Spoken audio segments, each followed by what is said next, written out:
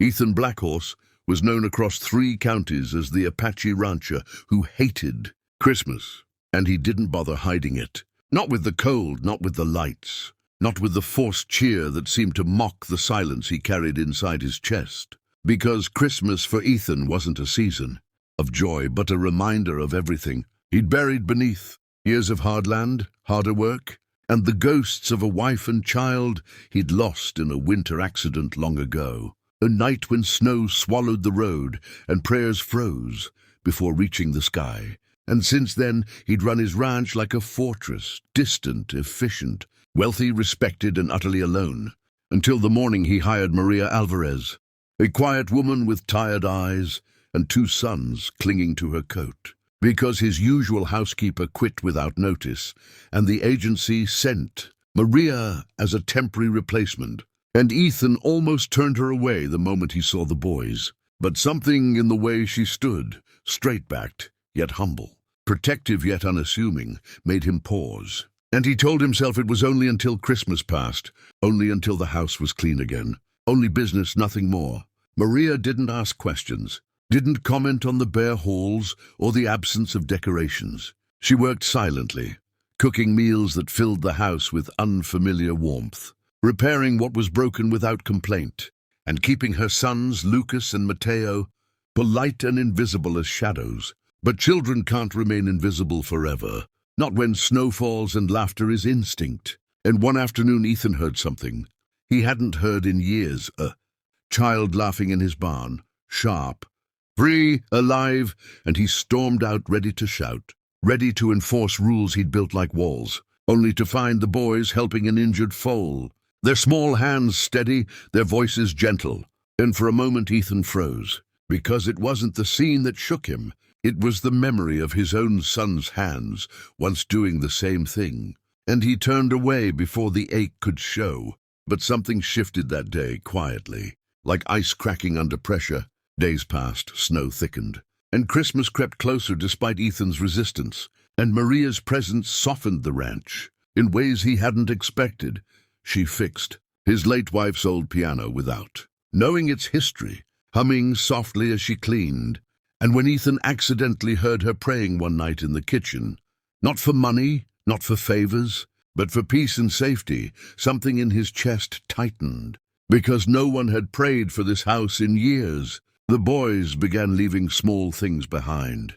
Hand-drawn pictures of horses, carefully folded napkins shaped like stars, laughter echoing in corners long silent, and though Ethan never encouraged it, he didn't stop it either.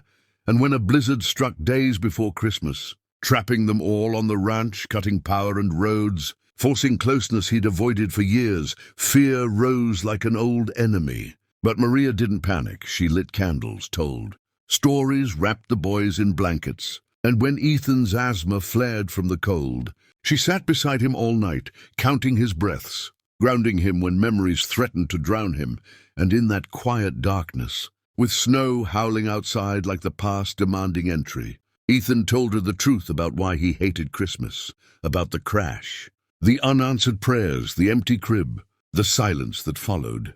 And Maria listened without trying to fix him, without pity, only understanding. And when she finally spoke, she said something that changed everything.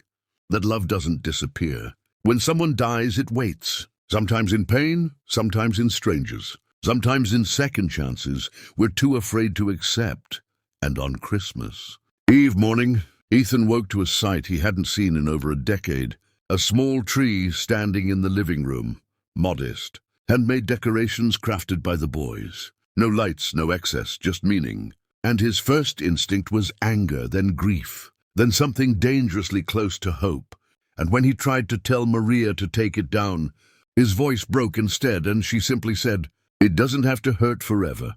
And that night, as snow softened the land, the boys sang a quiet song, imperfect but sincere. And Ethan felt something inside him finally give way. Not in pain, but release, and he joined them, standing awkwardly at first, then fully, present in a moment he never thought he'd survive. And when Christmas morning came, there were no expensive gifts, only shared breakfast, laughter, and the realization that this house was no longer empty.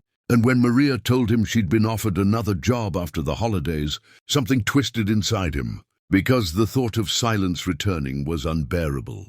And before fear could stop him, Ethan asked her to stay, not as an employee, but as family, and Maria's eyes filled with tears as the boys ran into his arms. And in that embrace, Ethan understood that Christmas hadn't betrayed him. Life had wounded him. But love had returned quietly, patiently, through a woman who cleaned his floors and two boys who healed his heart without trying. And if this story moved you, if you believe in second chances, quiet miracles, and the kind of love that finds us when we least expect it, don't forget to subscribe to this channel, because stories like this remind us that even the coldest hearts can be warmed, and sometimes everything changes when we finally open the door.